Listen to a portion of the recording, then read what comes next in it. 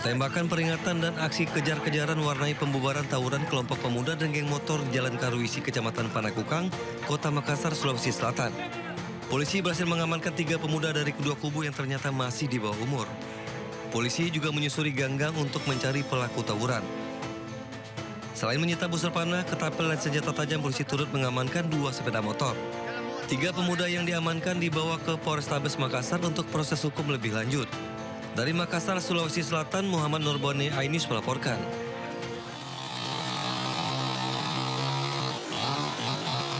Aksi nekat seorang suami di desa Melowo Karangtalun, Kecamatan Pulo Kulon, Grobogan, Jawa Tengah membelah rumahnya sendiri mengagetkan warga sekitar. Dalam video amatir terlihat seorang pemuda bernama Edi, suami Sutrisni, menggergaji sebuah meja besar hingga pintu ukir dari kayu jati dengan gergaji mesin. Sementara itu beberapa warga akhirnya membantu menurunkan genting dan memotong kayu atap rumah serta dinding bangunan yang terbuat dari bahan kayu menjadi 2. Berdasarkan narasi dari video yang tersebar di media sosial, sang suami mengamuk karena mencurigai istri selingkuh dengan pria lain. Namanya rumah tangga cekcok sering lah. Terus? Kurang paham ya Pak. Awalnya udah diatur sama kepala desa juga, tapi mungkin udah nggak ada titik temunya.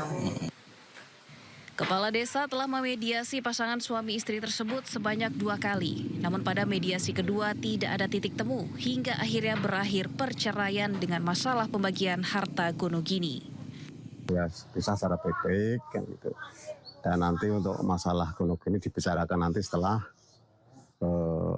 adanya perpisahan secara resmi kan gitu. Tapi seiring waktu berjalan setelah kita bersama-sama membina tersebut, beberapa hari kemudian ada keputusan seperti itu. Pasangan suami istri tersebut menunggu proses perceraian selesai di kantor Pengadilan Agama Purwodadi, Grobogan, Jawa Tengah. Pemirsa, beberapa hari jelang Ramadan, operasi pekat semakin gencar. Di Kabupaten Bogor, Jawa Barat, petugas gabungan merazia sekelompok wanita diduga pekerja seks komersial. Sementara di Jombang, Jawa Timur, polisi mengamankan sejumlah pemuda karena berpesta minuman keras. Anak saya nggak usah, biar saya yang dibawa. Nggak usah.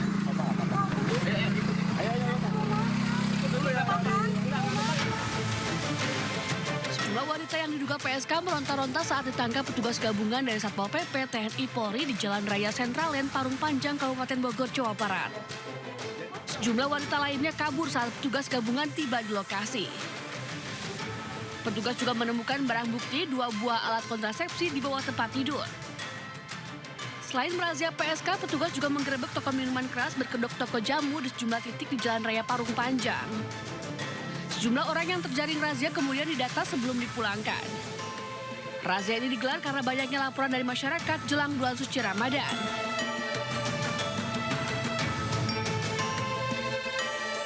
Sementara itu petugas dari Polsek Kota Jombang merazia penjual makanan dan minuman di sejumlah angkringan dan kafe di Kota Jombang, Jawa Timur. Razia ini dilakukan karena banyaknya aduan dari masyarakat bahwa angkringan dan kafe tersebut kerap menyediakan minuman keras untuk pengunjungnya. Petugas menemukan sejumlah remaja yang sedang pesta minuman keras. Dari razia tersebut, petugas mengamankan 8 remaja dengan barang bukti 3 botol miras berbagai jenis.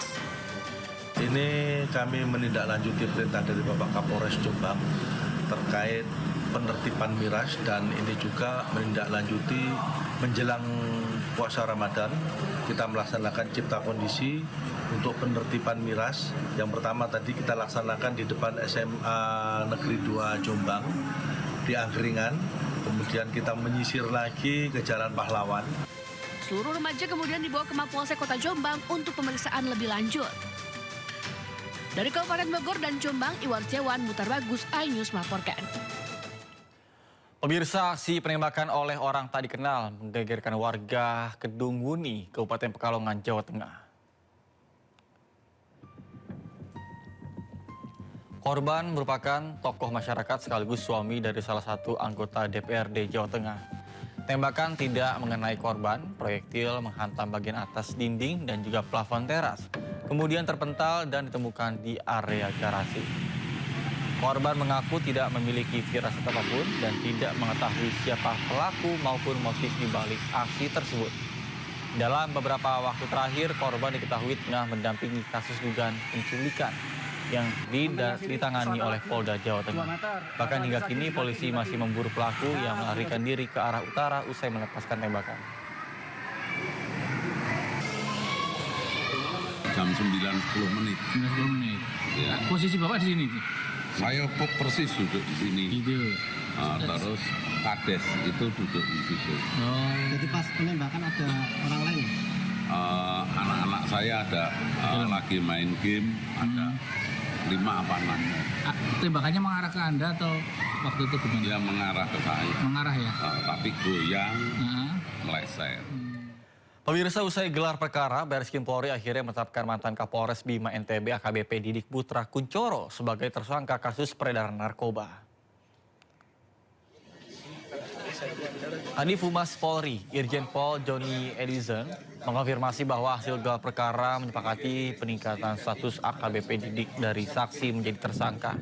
Dalam gelar perkara yang dilakukan, AKBP Didik dinilai terbukti bersalah terkait dengan kepemilikan narkoba di kediamannya. Dengan penetapan ini, penyidik akan segera melaksanakan proses hukum lebih lanjut dan tersangka dijerat pasal berlapis. Berdasarkan keterangan dari AKPML bahwa ada keterlibatan dari AKBP DPK dalam dugaan penyalahgunaan narkotika ini.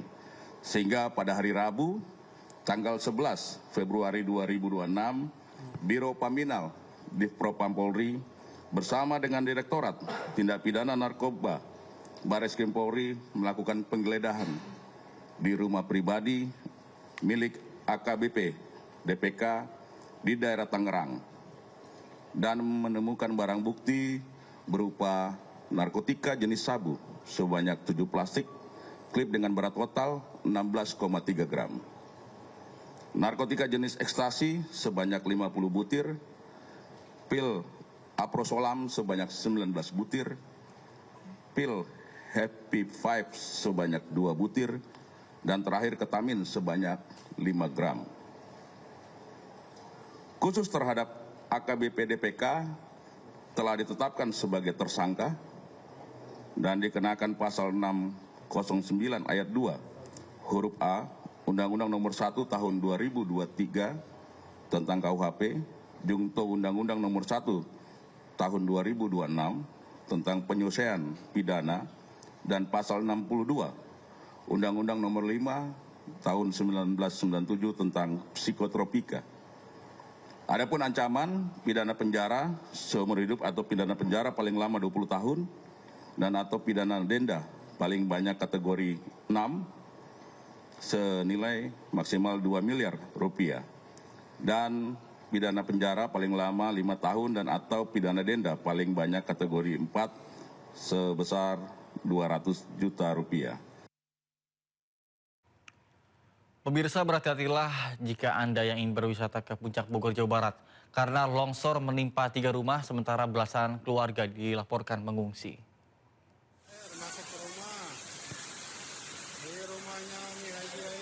Hujan deras mengakibatkan tembok penahan tanah longsor menimpa 3 rumah di Puncak Bogor, Jawa Barat. Bahkan longsor juga mengakibatkan drainase yang meluap membanjiri 6 rumah di sekitarnya. Bahkan peristiwa tersebut dilaporkan terjadi pada Sabtu sore sekitar pukul 5 sore.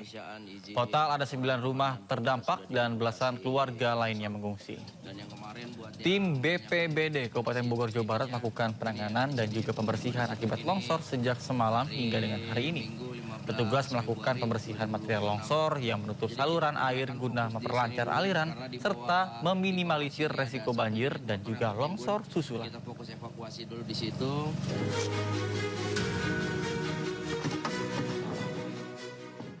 Pemirsa, jembatan gantung Darus atau populer disebut dengan Jembatan Cinta di Kabupaten Jember, Jawa Timur putus tersapu aliran deras Sungai Bedadung.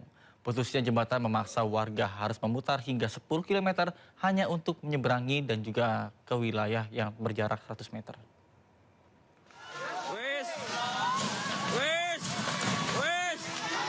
Kali. Setrum. Air Kepanikan terjadi bersamaan dengan suara besi berderak saat jembatan gantung Darus atau yang biasa dikenal sebagai jembatan cinta bergoyang hebat sebelum airnya ambruk diterjang arus deras banjir Sungai Bedadung. Jembatan sepanjang 100 meter dengan ketinggian hampir 10 meter ini tak lagi bisa digunakan warga untuk menuju pasar, sekolah, ataupun tempat kerja. Akibatnya warga kini terpaksa harus memutar melalui jalur alternatif dengan jarak tempuh hampir 10 km. Menurut warga, jembatan ini merupakan akses tercepat yang menghubungkan Desa Ajung dan Sukorambi. Namun, intensitas hujan tinggi memicu banjir yang menghantam konstruksi jembatan hingga tak mampu menahan arus. Gini Pak, masalahnya hujannya terus-terusan, mulai kira-kira jam 1 siang sampai malam, kira-kira kejadian jam 8, jam 9, roboh. Warga berharap pemerintah segera turun tangan untuk membangun kembali jembatan agar aktivitas ekonomi dan pendidikan bisa normal kembali. Dari Jember, Jawa Timur, Bambang Sugiarto, iNews melaporkan. Pemirsa, pohon beringin berusia ratusan tahun di kawasan Puri, Kantor Ubud, Bali, tumbang. Tidak ada korban jiwa, tapi sejumlah bangunan dan juga kendaraan rusak.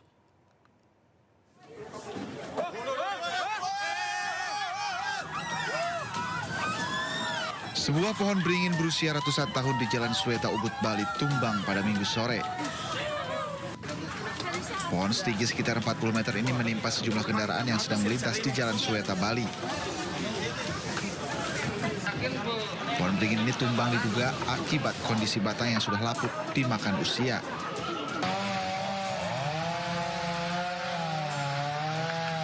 Petugas BPBD, kepolisian, TNI, dan warga bergotong royong membersihkan material pohon yang menutupi badan jalan. Dengan adanya musibah ini, informasikan sementara tidak ada korban jiwa, namun ada 2 kendaraan yang tertimpa, namun sudah diamankan. Kemudian Astana sempat sendiri dari pihak BPBD dan kita bersama masyarakat bersinergi dari pihak TNI Polri juga dibantu oleh masyarakat untuk sama-sama membersihkan daripada puing-puing yang ada di sini. Ya. Meski tidak ada korban jiwa, sejumlah kendaraan dilaporkan rusak. Saat kejadian, polisi mengalihkan arus lalu lintas untuk hindari kemacetan dan mempermudah evakuasi pohon. Dari Kabupaten Gianyar, Bali, Ketut Catur Kusumaningrat, iNews melaporkan. Pemirsa, tembok setinggi 5 meter dan sepanjang 65 meter roboh menimpa bangunan SMP Negeri 182 Jakarta Selatan. Sebelumnya tembok sudah dalam kondisi yang miring dan beruntung tidak ada korban jiwa karena peristiwa terjadi saat siswa libur sekolah.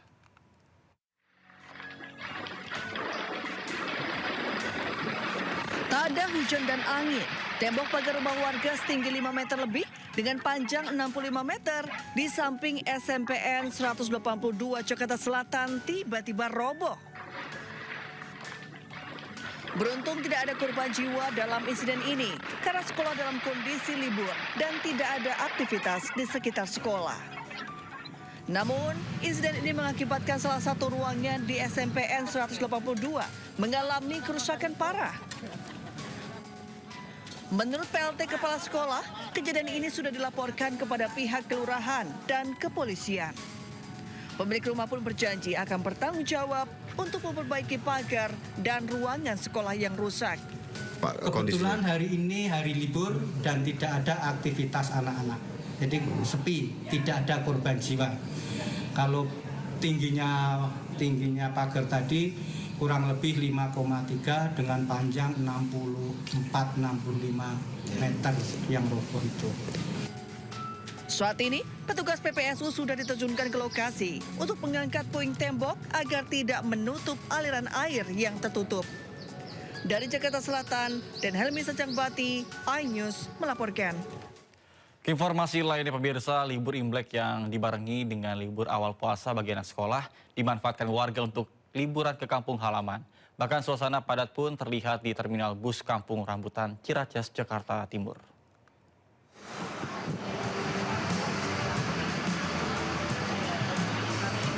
Area keberangkatan terminal bis Kampung Rambutan, Ciracas, Jakarta Timur dipadati calon penumpang. Mereka berbondong-bondong pulang ke kampung halamannya masing-masing dalam momen libur panjang akhir pekan dan Tahun Baru Imlek yang berlangsung hingga Selasa mendatang. Salah satu penumpang mengatakan bahwa momen libur panjang ini sengaja ia manfaatkan untuk pergi berlibur bersama keluarga. Saya mau mudik ke Riau, ya daerah Indragiri Hulu. Sama keluarga? Sama keluarga. Ini dalam rangka libur panjang? Dalam rangka libur panjang. Kebetulan juga kan sekarang mau munggahan, jadi sekalian libur panjang, sekalian munggahan. Diperkirakan peningkatan penumpang masih akan terjadi hingga Senin. Dari Jakarta, Rio Manik, iNews melaporkan. Pemirsa, tidak hanya bus, warga juga menggunakan Wush untuk menikmati liburan panjang ke Bandung, Jawa Barat. Bahkan peningkatan penumpang pun dilaporkan mencapai 20%.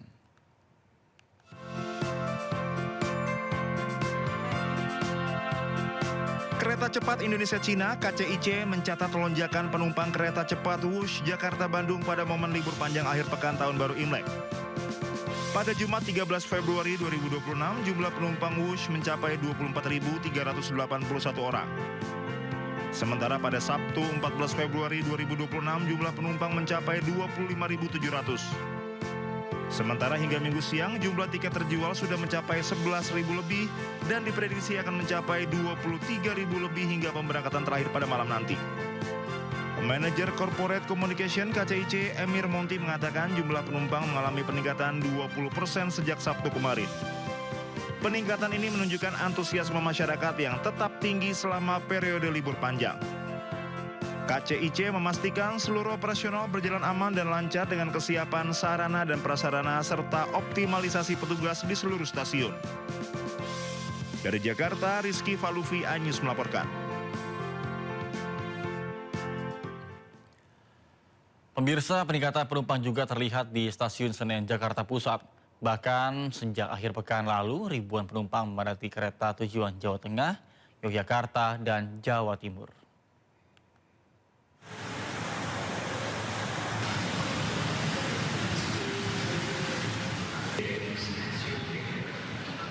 Sejak Minggu kemarin, calon penumpang memanfaatkan momen libur panjang Imlek untuk berpergian ke berbagai kota tujuan di Pulau Jawa. Bahkan, lonjakan penumpang terlihat di area keberangkatan maupun di ruang tunggu. Meningkatnya minat masyarakat melakukan perjalanan selama libur nasional Imlek 2026. Sejumlah rute favorit seperti Jakarta-Surabaya, Jakarta-Yogyakarta, Jakarta-Semarang, dan kota-kota besar lainnya di Pulau Jawa mengalami peningkatan volume penumpang yang begitu signifikan.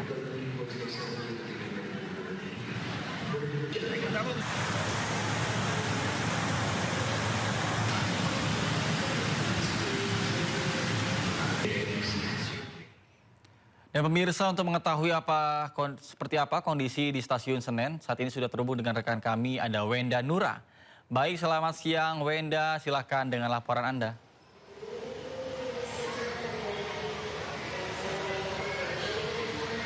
Ya, selamat siang Nata dan juga pemirsa. Stasiun Pasar Senen ini memang selalu ramai, terutama di libur panjang akhir pekan. Dan seperti itulah yang terjadi pada hari ini. Memang sudah nampak terlihat ada peningkatan jumlah penumpang jika dibandingkan dengan hari normal biasanya. Dan Nata, sebagai informasi, kami juga mendapatkan informasi dari pihak Daerah Operasi 1 Jakarta PT KAI ini pada hari ini ada sebanyak 21.440 penumpang yang akan berangkat dari Stasiun Pasar Senen dan juga Stasiun Gambir begitu, ataupun di Daerah Operasi 1 PT KAI Jakarta.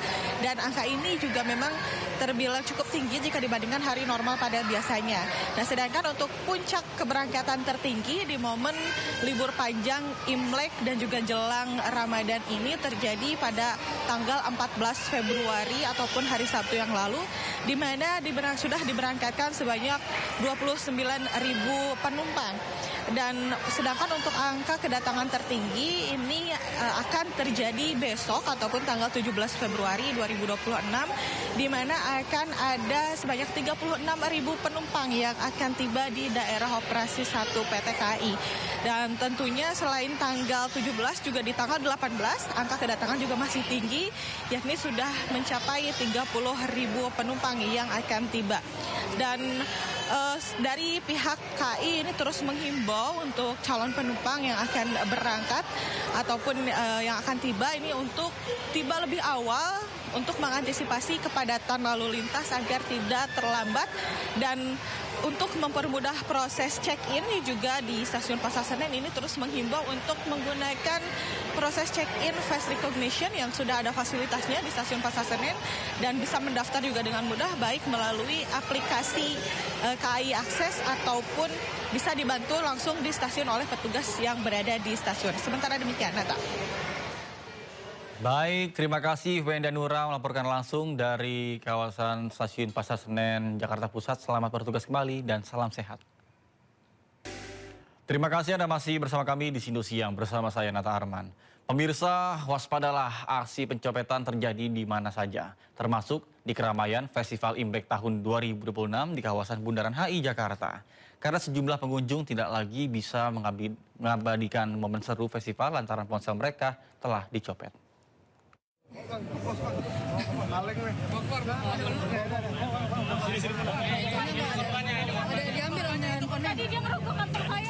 Seorang copet lansia diamankan Satpol PP di acara Festival Imlek Bundaran Hotel Indonesia Menteng, Jakarta Pusat.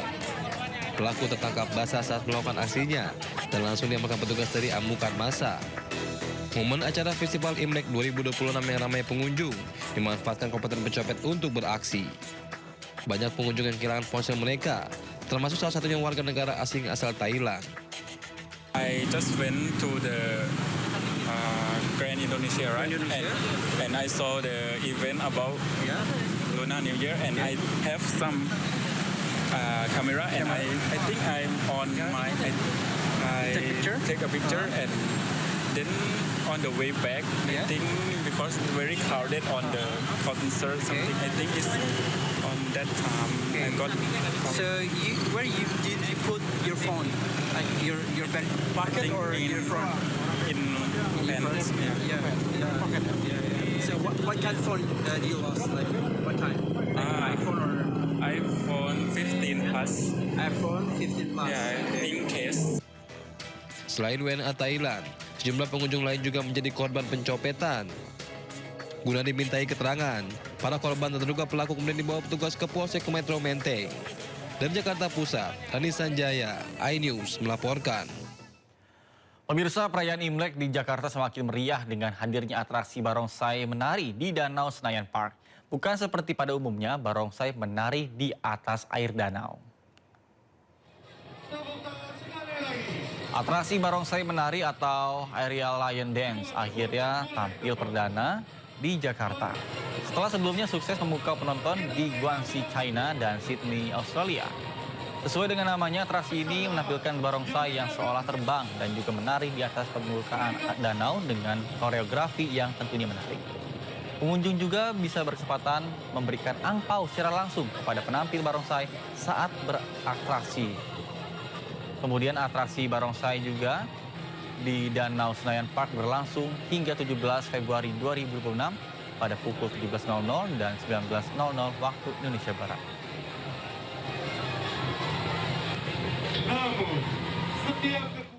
Selain Jakarta, ribuan warga Pati, Jawa Tengah larut menikmati atraksi barongsai. Tidak hanya itu, warga juga berkesempatan menikmati jajanan khas dan juga kebutuhan pernak-pernik Imlek.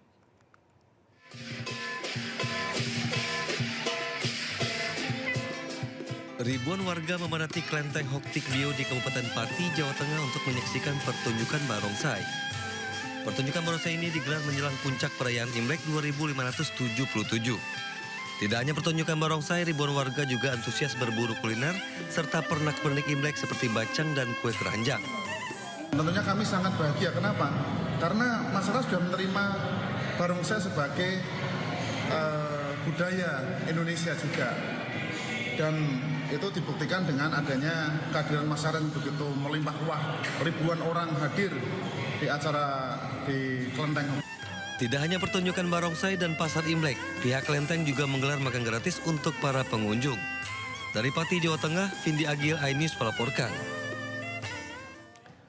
Pemirsa, kawasan wisata Ancol jadi salah satu tujuan favorit warga untuk mengisi libur Imlek. Serangkaian acara digelar untuk menarik minat pengunjung, salah satunya adalah di Pantai Lagun.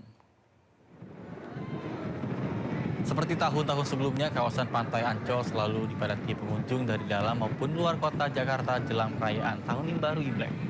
Bahkan tidak lupa, pihak pengelola wisata telah menyiapkan berbagai pertunjukan spesial yang siap menghibur seluruh keluarga. Salah satunya adalah Ancol Lunar Festival. Pengunjung dapat menikmati pertunjukan budaya khas Imlek yang dipadukan dengan hiburan modern. Menariknya, acara tersebut akan dibalut dalam suasana pantai yang meriah dan juga penuh makna.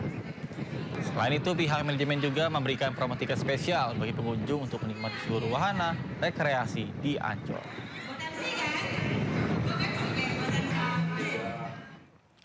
Lantas bagaimana suasana Pantai Ancol pada siang ini, dan kami telah terhubung dengan rekan Kea Dela Rosa yang berada di kawasan Pantai Ancol. Baik, selamat siang Kea, bagaimana situasi di sana? Silakan.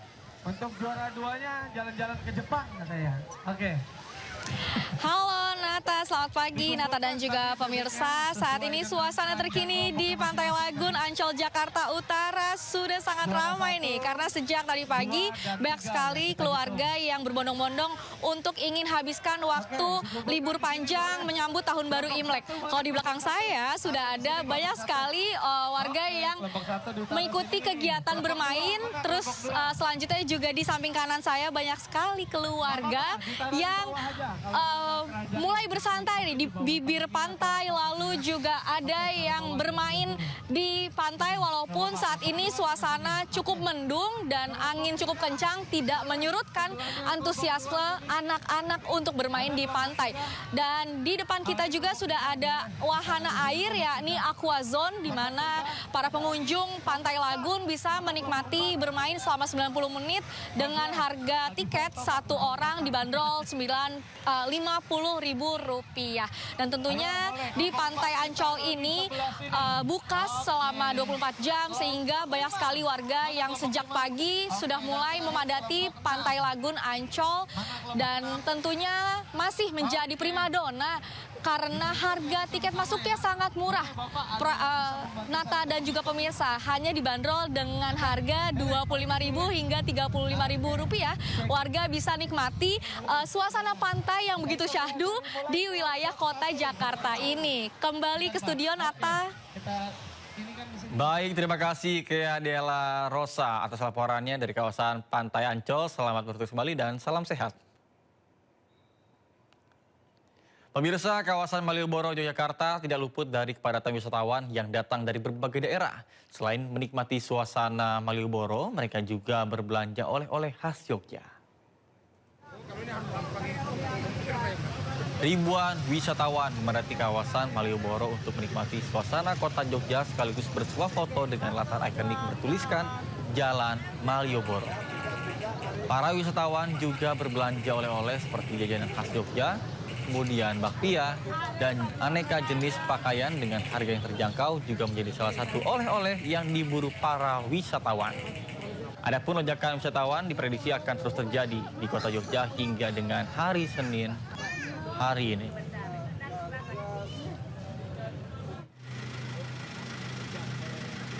Sementara itu pemirsa, di Bandung, Jawa Barat, momen libur panjang akhir pekan dan juga Tahun Baru Imlek dimanfaatkan wisatawan dari luar daerah untuk berlibur di kawasan ikonik Jalan Braga. Semakin sore, wisatawan dari luar daerah semakin memadati kawasan wisata Braga dan Jalan Asia Afrika.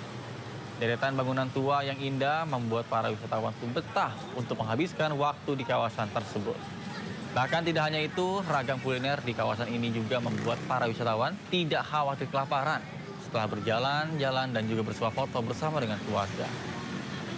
Ada juga objek wisata Bandung Tour on Bus atau Bandros yang disediakan untuk berkeliling di kawasan Braga. Kendaraan dari luar Bandung sudah mulai memadati kawasan area dekat Jalan Braga. Bahkan kepadatan ini diprediksi akan terus berlangsung hingga hari Selasa mendatang.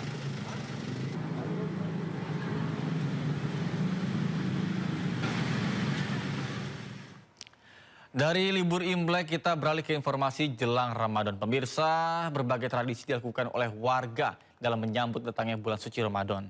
Di Temanggung, Jawa Tengah, warga melakukan tradisi doa dan juga makan bersama di areal makam yang juga diikuti oleh penganut agama lain sebagai simbol kerukunan.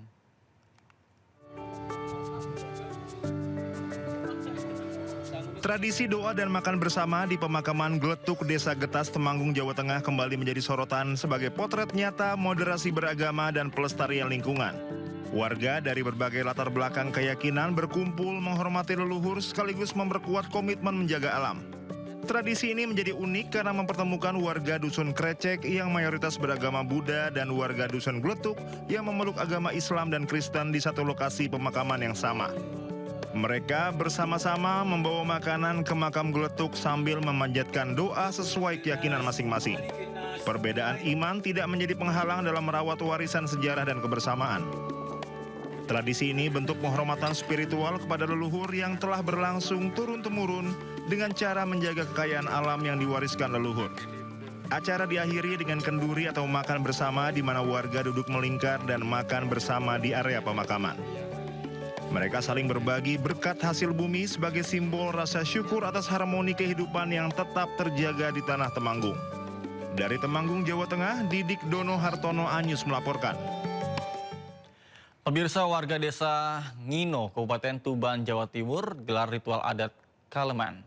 Tradisi turun-temurun ini merupakan wujud syukur petani atas hasil bumi yang melimpah.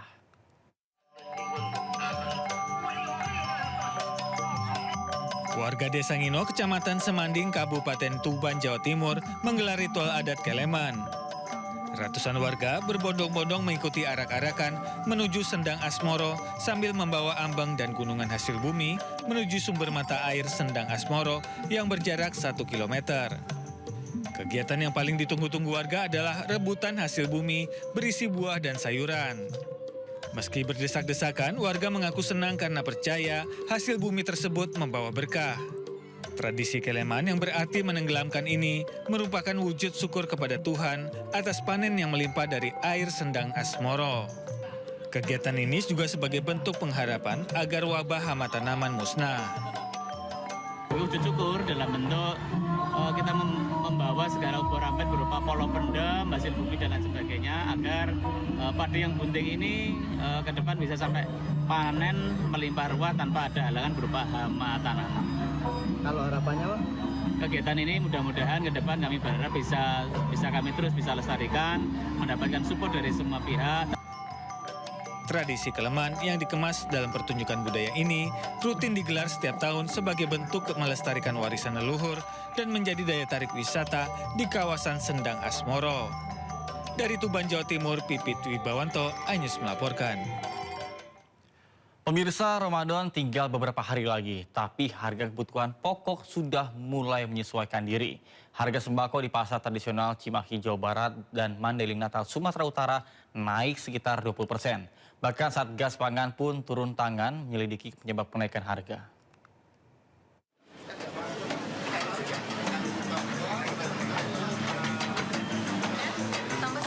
Harga sejumlah kebutuhan pokok jelang Ramadan terus meroket.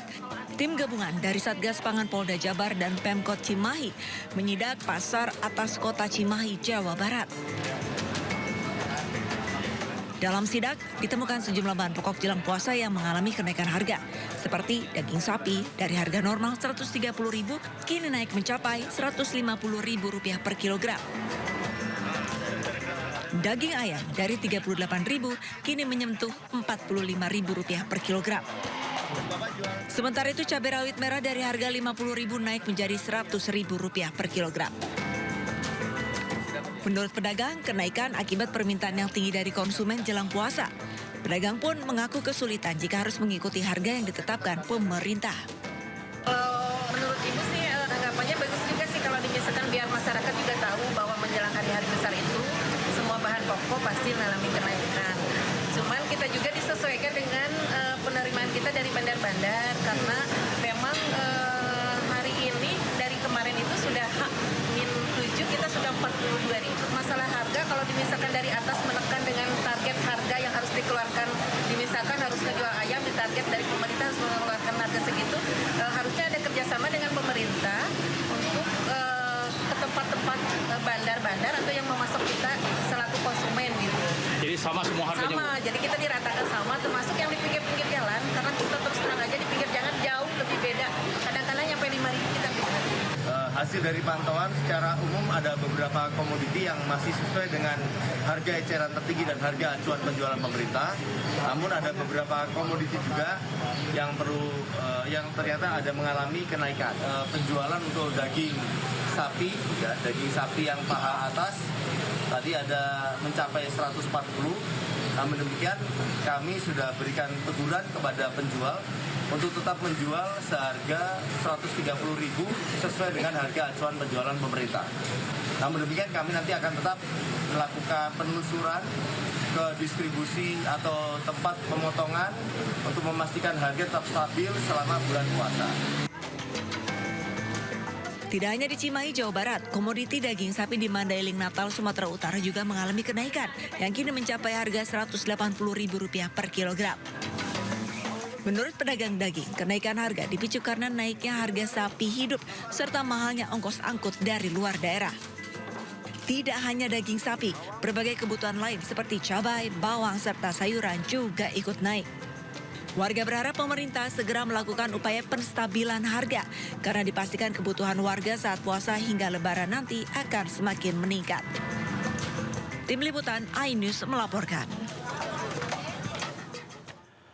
Pemirsa, pantauan tim kami di Pasar Senen, Jakarta Pusat juga menunjukkan tren kenaikan harga sembako. Harga daging memang bertahan di Rp140.000 per kilogram, namun cabai rawit merah yang jadi bumbu utama sambal terus merangkak naik hingga Rp120.000 per kilogram.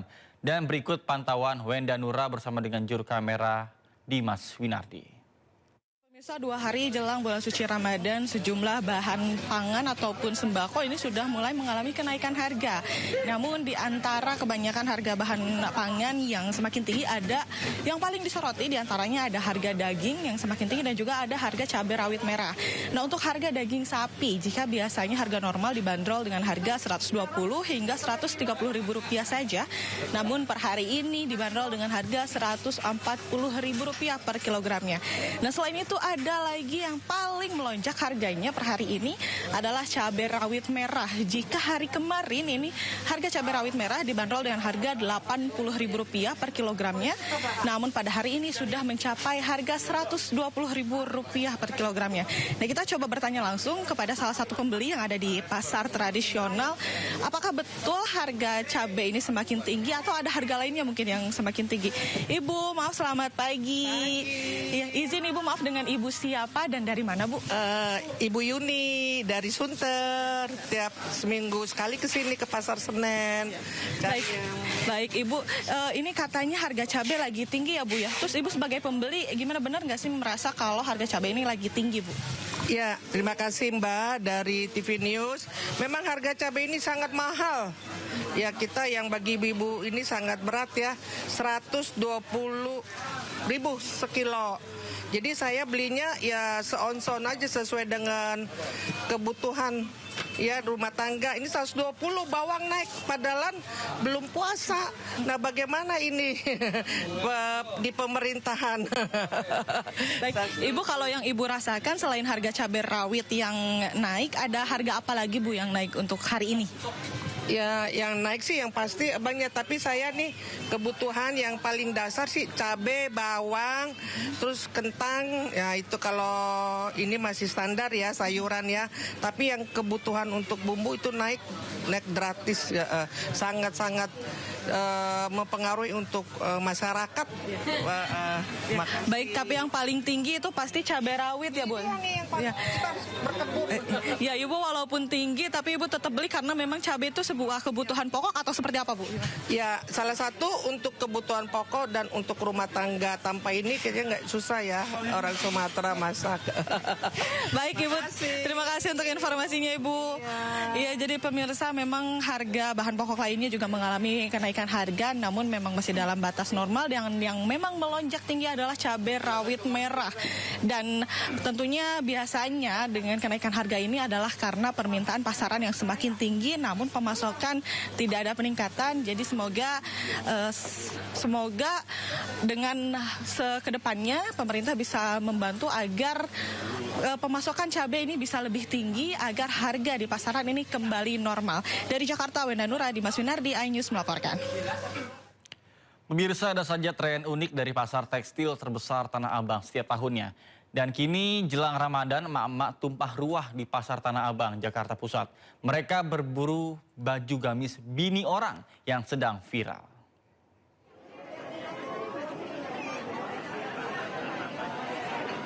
Kepadatan pengunjung terlihat di pasar Tanah Abang. Warga dari berbagai daerah berburu untuk membeli kebutuhan lebaran, mulai dari busana muslim seperti baju koko, gamis, abaya, mukena, hingga perlengkapan lainnya. Kemudian salah satu baju muslim yang menjadi incaran yakni gamis bini orang yang viral di media sosial. Sejumlah pedagang mengatakan bahwa penjualan busana muslim melonjak sejak awal tahun ini. Para pembeli menyebut memilih mempersiapkan baju lebaran lebih awal untuk menghindari keramaian saat puasa nanti. Orang ya, jadi tuh ya trendingnya itu karena memang yang pakai bini orang dan yang beli-beli juga bini orang, ditambah juga ada lagu yang lagi nge-pop itu ya, lagu bini orang, jadinya kita trending. Kabarnya ada kaitannya juga sama influencer yang lagi viral juga, itu gimana sih kaitannya, Kak? Ya, karena kan influencer yang terkenal itu kan dia terkenal dari bajunya pakai butter yellow ya. Dari situ kita langsung rilis di warna itu semua, terus percoklatan juga di tren 2026 ini gitu. Oke, jadi selain dari modelnya tapi dari warnanya juga begitu ya. Kalau untuk produksinya, ini produksi dari mana? Terus untuk penjualannya gimana nih antusias masyarakat dari baju istri orang ini? Untuk produksi ya, kita produksi lokal, kita produksi sendiri ya Kak ya. Dan untuk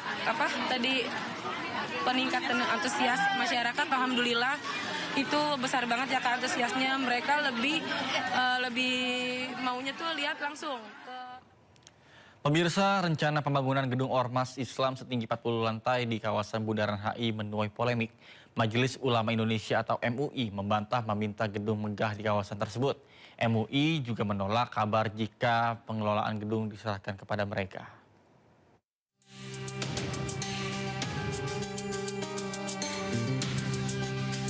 Wakil Ketua Umum MUI Pusat, Khalil Nafis menyatakan wacana gedung 40 lantai yang akan dibangun Presiden Prabowo di kawasan Bundaran HI nantinya tidak diserahkan pada MUI. Hanya sebagian lantai yang diberikan untuk ditempati atau diberikan hak guna pakai. Meski demikian, MUI tetap mengapresiasi langkah Presiden Prabowo Subianto yang memperhatikan para ulama. Sama sekali MUI tidak pernah mengajukan surat minta jadi gedung itu. Jadi jangan dikira kami minta. Yang kedua, gedung itu bukan diberikan pada MUI. Hanya sebagian lantai akan diberikan untuk ditempati. Hak guna pakai. Ada Basnas, ada BWI, ada BPKH, dan seterusnya lembaga-lembaga yang lain. Dan yang ngelola juga mungkin bukan MUI. Dan sampai sekarang belum ada komunikasi polanya seperti apa dengan MUI. Sekali lagi, jadi kami juga mungkin, ya kita mengapresiasi kepada Presiden, diumumkan di masjid lagi, Masjid Istiqlal, diumumkan akan memperhatikan para ulama. Jadi kalau Presiden memberikan kepada umat Islam, menurut saya bukan semata-mata anugerah, itu kebaikan dia, tapi itu sebuah keniscayaan untuk negara ini lebih baik, lebih sejahtera dan seterusnya. Dan kami pun tanpa ada kantor itu dimanapun umat Islam berjuang jadi-jadi saja gitu loh. Sebelumnya dalam pidato di acara pengukuhan pengurus Majelis Ulama Indonesia, Presiden Prabowo menyebut akan menyiapkan lahan 4.000 meter di kawasan Bundaran HI Jakarta Pusat. Prabowo mengungkap, di lahan tersebut akan dibangun gedung 40 lantai untuk MUI dan badan umat Islam lain, termasuk ormas-ormas Islam. Dan hari ini saya bisa sampaikan bahwa saya sebagai Presiden Republik Indonesia, saya telah menyediakan lahan di depan Bundaran HI sebesar kurang lebih 4.000 meter untuk gedung bagi MUI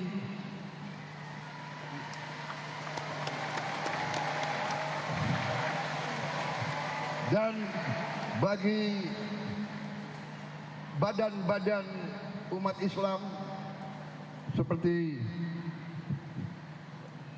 Badan Zakat Nasional dan lembaga-lembaga lain, termasuk ormas-ormas Islam yang membutuhkan ruangan. Kita akan bangun gedung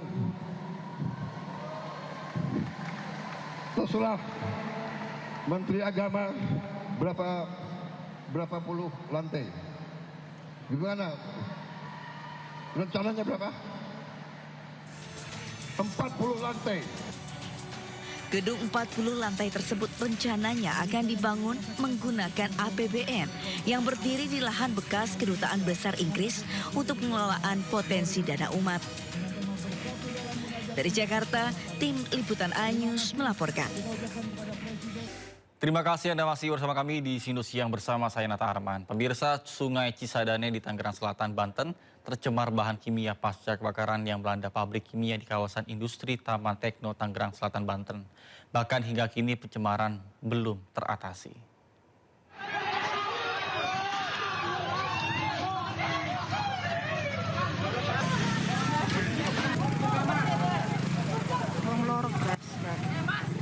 Dua orang pekerja proyek di Desa Kalimas, Kecamatan Radu Dongkal, Kabupaten Pemalang, Jawa Tengah terjatuh setelah sebelumnya tersengat aliran listrik. Insiden ini terjadi saat kedua pekerja sedang bekerja di atas bangunan yang masih dalam tahap pengerjaan. Mas Rehan sudah mulai membaik ini bersama keluarga sama teman-teman. Mas Rehan lambaikan tangan. Udah bisa senyum, udah bisa makan bubur. Ini juga Mas Rino udah makan sama ibunya ini. Sehat-sehat ya Mas. Usai kejadian, keduanya langsung dievakuasi ke Rumah Sakit Mardatilah Radu Dongkal oleh warga dengan alat seadanya. Berapa orang itu Pak? 2 orang. 2 orang. Lukanya serius nggak adanya? Lukanya nggak kelihatan ya. Itu apa sih Pak? Sambar petir apa setrum? Ceritanya mah itu kesetrum. Setrum. Hingga kini kecelakaan kerja tersebut masih dalam penyelidikan kepolisian. Sementara kedua korban masih dalam penanganan medis.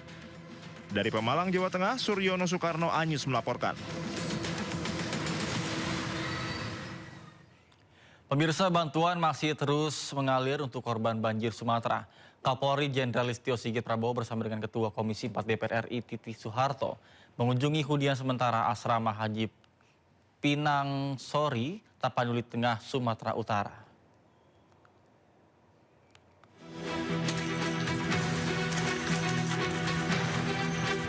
Kepolisian Resor Cimahi meringkus 2 remaja yang diduga pelaku pembunuhan terhadap seorang pelajar SMP. Korban sebelumnya ditemukan tewas di lahan bekas wisata Kampung Gajah, Cihideng, Parompong, Kabupaten Bandung Barat, Jawa Barat. Jasad korban ditemukan oleh sekelompok orang yang tengah melakukan aktivitas penelusuran misteri malam dan menyiarkan secara langsung di media sosial. Kedua pelaku berhasil diamankan dalam waktu kurang dari 1 kali 24 jam setelah jasad korban ditemukan. Polisi menyebut motif pembunuhan dilatar belakangi rasa sakit hati karena korban ingin menghentikan pertemanan dengan pelaku. Bahwasanya motifnya secara garis besar yang perlu kami sampaikan adalah pelaku merasa sakit hati terhadap korban, di mana korban memberikan pernyataan sikap bahwa untuk menghentikan pertemanan dengan pelaku.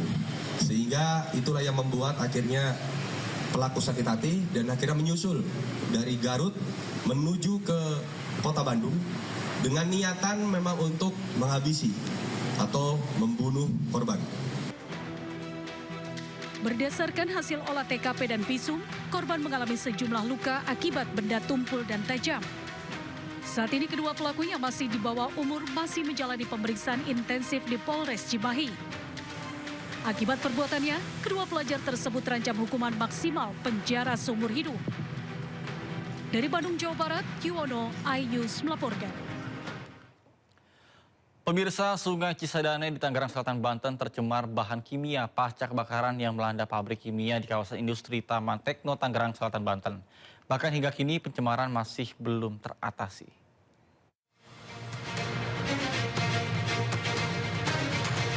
Sungai Cisadane di Tangerang Selatan, Banten tercemar bahan kimia pasca kebakaran yang melanda pabrik kimia di kawasan industri Taman Tekno, Tangerang Selatan, Banten. Akibat peristiwa ini, polisi memeriksa 7 orang saksi terkait kebakaran yang terjadi. Polisi juga tengah menunggu hasil uji laboratorium forensik untuk melanjutkan proses hukum lebih lanjut. Sementara usai kejadian, Kementerian Lingkungan Hidup menyegel pabrik. Selain menyegel pabrik, Kementerian Lingkungan Hidup juga akan melakukan audit lingkungan terhadap pengelolaan pabrik kimia tersebut.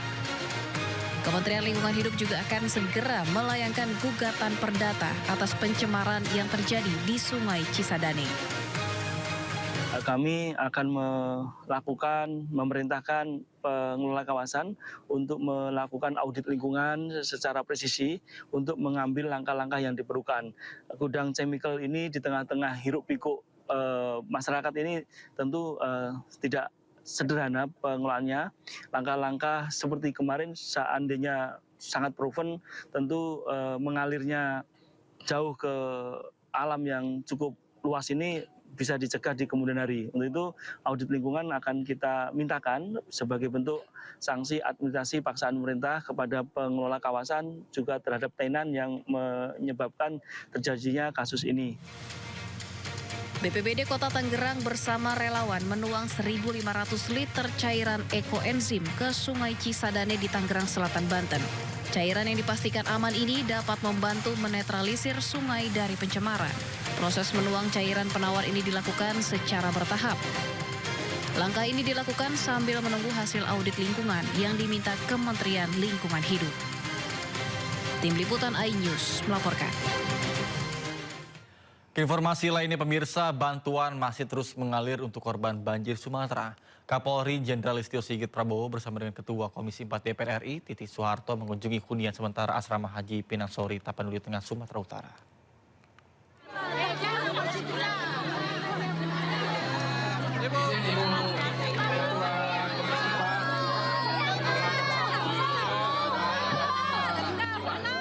Kapolri Jenderal Listio Sigit Prabowo dan Ketua Komisi 4 DPR RI Siti Hediati Haryadi atau akrab disapa Titik Soeharto meninjau hunian sementara atau Huntara Asrama Haji Pinangsori, Tapanuli Tengah, Sumatera Utara pada Minggu pagi. Kunjungan ini sekaligus untuk menyerahkan bantuan kepada para korban bencana Sumatera, terutama warga Tapanuli Tengah.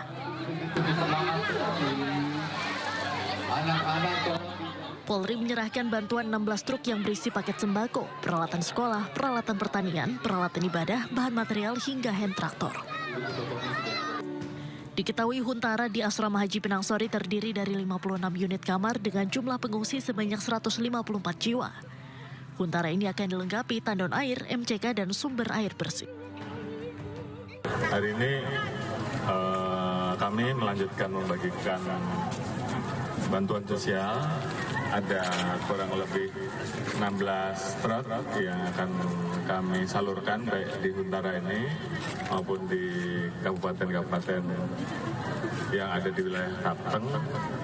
Nanti Pak Bupati yang akan membagi terkait dengan kebutuhan-kebutuhan yang diperlukan seperti pakaian, kemudian juga ada bahan makanan, obat-obatan. Dalam kesempatan tersebut, Ketua Komisi 4 DPR RI Titik Soeharto mengapresiasi langkah pemerintah daerah yang segera membantu dan mengatasi masalah-masalah yang dihadapi masyarakat terdampak bencana, salah satunya membangun hunian sementara. Ia juga mengucapkan terima kasih kepada aparat TNI Polri yang sejak hari pertama musibah sudah membantu masyarakat di lapangan. Dari Tapanuli Tengah, Sumatera Utara, Tim Liputan iNews melaporkan. Pemirsa, Pilpres masih 4 tahun lagi, tapi aksi dukung-mendukung sudah mulai tampak. Barisan relawan Jokowi Presiden atau Bara JP menyebut bahwa mendukung Prabowo Gibran melanjutkan pemerintahan 2 periode. Sementara Jokowi menyebut tidak akan mendukung Gibran sebagai presiden, namun tetap menjadi wakil Prabowo Subianto.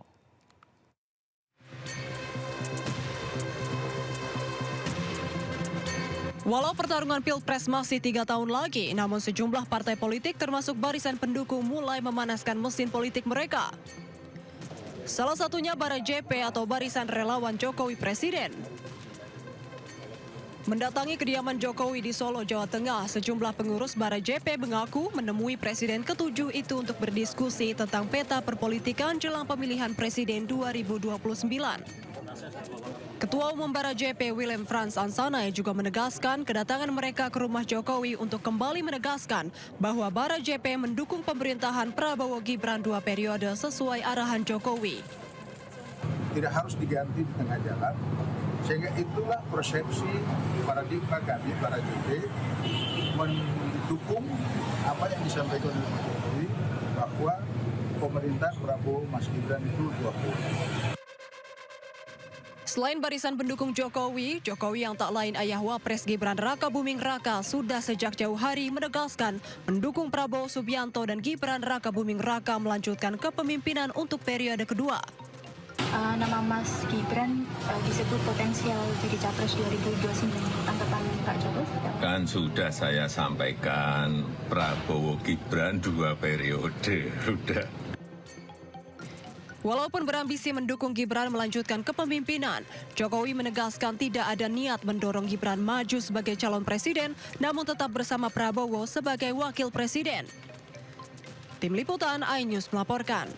Terima kasih Anda masih bersama kami di Sinu Siang bersama saya Nata Arman. Pemirsa, 3 pelaku pencurian bahan batik senilai 1,3 miliar rupiah di pameran Inacraft Jakarta Convention Center atau JCC Senayan, Jakarta Pusat akhirnya berhasil diringkus petugas reserse kriminal Polsek Metro Tanah Abang.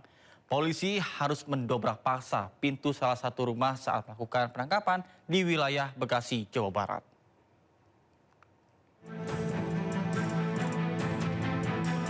Petugas Reskrim Polsek Metro Tanah Abang menangkap 3 pelaku pencurian bahan batik senilai 1,3 miliar rupiah di Bekasi, Jawa Barat. Penggerebekan di awal rumah seorang pelaku berinisial GR di kawasan Kampung Sawah. Di dalam rumah polisi temukan sejumlah barang bukti yang dititipkan para pelaku. Polisi kemudian mengamankan 3 pelaku utama di 3 rumah berbeda. 1 di antara mereka merupakan perempuan. Saat digeledah, polisi menemukan bahan batik tulis dan batik sutra yang telah dikemas dan siap kirim ke lokasi lain. Amankan ada 3 orang. 1 orang perempuan, 2 orang laki-laki. Perempuan berinisial LD, untuk laki-laki berinisial G dan berinisial K. Ketiga diamankan di mana? Kita amankan di daerah Bekasi, Jawa Barat. Untuk lokasi-lokasinya mereka terpisah semua namun berdekatan. Sebelumnya aksi 3 pelaku terekam kamera pengawas saat mencuri sejumlah bahan batik tulis mewah karya Rahmat Aminadi. Batik senilai 1,3 miliar rupiah itu dicuri para pelaku sehari sebelum ajang pameran kerajinan terbesar Tanah Air Incraft 2026 di Jakarta Convention Center. Dari Jakarta, Rani Sanjaya iNews melaporkan. Pemirsa, sebuah mobil tertabrak kereta api di perlintasan kereta tanpa palang pintu di kawasan Gelam, Candi, Sidoarjo, Jawa Timur. Akibat insiden tersebut, pengemudi mobil meninggal dunia.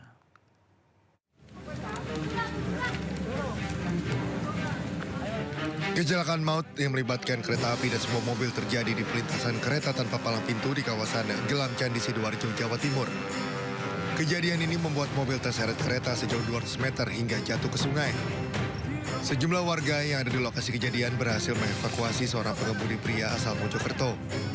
Meski awalnya diketahui dalam keadaan masih hidup, namun akhirnya korban meninggal dunia setelah dievakuasi ke rumah sakit.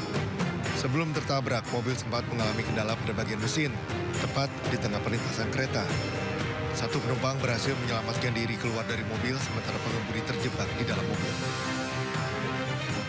Ada 2 orang di dalam mobil, yang 1 turun untuk menyelamatkan diri, tapi yang 1 bersikuku terus menyelokkan kendaraannya gitu loh dari rel. Tapi maju mati, terus mundur mati lagi sampai dihampir kereta tadi. Kasus kini sedang ditangani aparat kepolisian dari Polsek Candi Sidoarjo. Dari Sidoarjo, Jawa Timur, Pramono Putra, iNews melaporkan.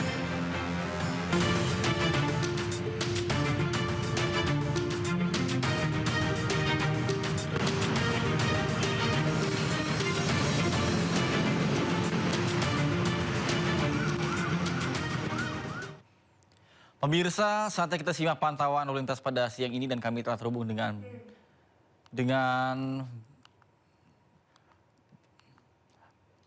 Brigadir Anissa di NTMC Polri yang kini berada di kawasan Simpang Kuningan. Baik, selamat siang Brigadir Anissa. Silakan dengan laporan Anda. Ya baik, terima kasih Nata dan juga selamat siang pemirsa menemani hari libur Anda dan juga aktivitas Anda pada siang hari ini. Saya Brigadir Anissa melaporkan langsung kondisi arus lalu lintas di kawasan Kuningan, Jakarta Selatan. Bisa kita saksikan bersama untuk situasi arus lalu lintas pada siang hari ini, khususnya arus lalu lintas di jalur arteri, ini arah Cawang yang akan, maksud kami dari arah Cawang ataupun MT Haryono yang akan berbelok ke kanan mengarah ke kawasan Kuningan ataupun Menteng, terpantau sudah ada peningkatan volume kendaraan.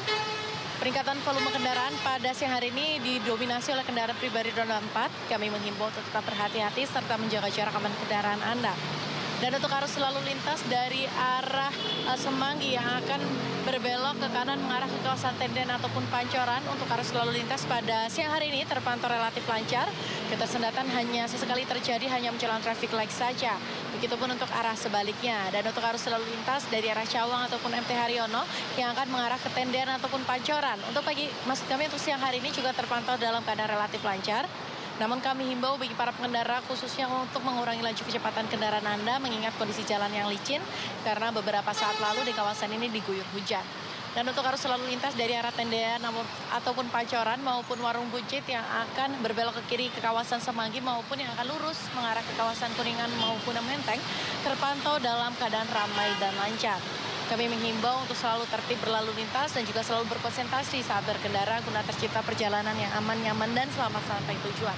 Dan juga mengingat kondisi cuaca yang tidak menentu di kawasan DKI Jakarta, kami himbau khususnya untuk kendaraan roda 2 untuk tidak menggunakan jas hujan jenis ponco karena dapat membahayakan diri Anda pribadi maupun pengguna jalan lainnya.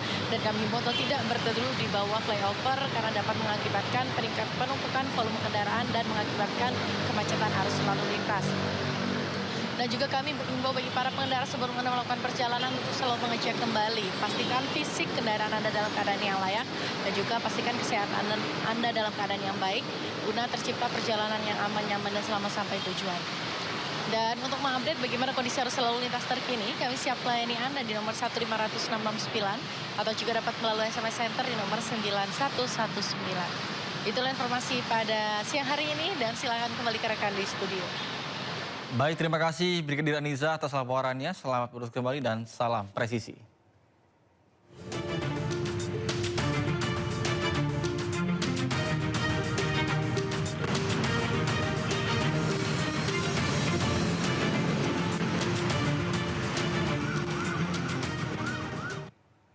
Pemirsa, Taman Marga Satwa Ragunan yang biasanya tutup pada hari Senin, khusus hari ini dibuka untuk liburan Imlek. Sementara arus lalu lintas menuju ke Ragunan hingga dengan siang ini masih ramai lancar. Warga yang akan mengisi libur cuti bersama dan Imlek tidak perlu khawatir memilih tempat wisata dan juga murah, nyaman di Jakarta. Taman Marga Satwa Ragunan yang biasanya tutup pada hari Senin dijadwalkan buka untuk pengunjung khusus hari ini. Para pengunjung dapat menikmati wisata bersama dengan satwa sambil menikmati rimbunan dari pohon bersama dengan keluarga, tentu saja dengan tiket yang ramah di kantong. Dan jangan lupa membawa payung atau jas hujan untuk antisipasi anomali cuaca. Sementara arus lalu lintas dari arah Mampang menuju ke Ragunan hingga dengan siang ini masih ramai lancar. Bahkan kebun binatang Ragunan akan ditutup pada Rabu mendatang untuk perawatan dan juga pemeliharaan satwa.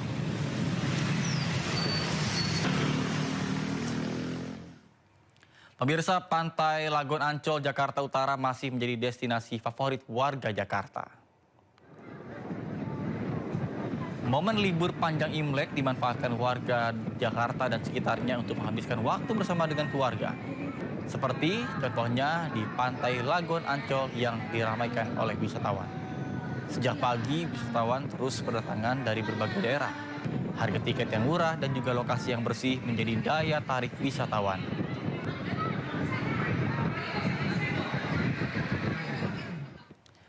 Pemirsa, warga berburu kuliner legendaris khas Imlek di kawasan Krendang Raya Jembatan 5, Jakarta Barat.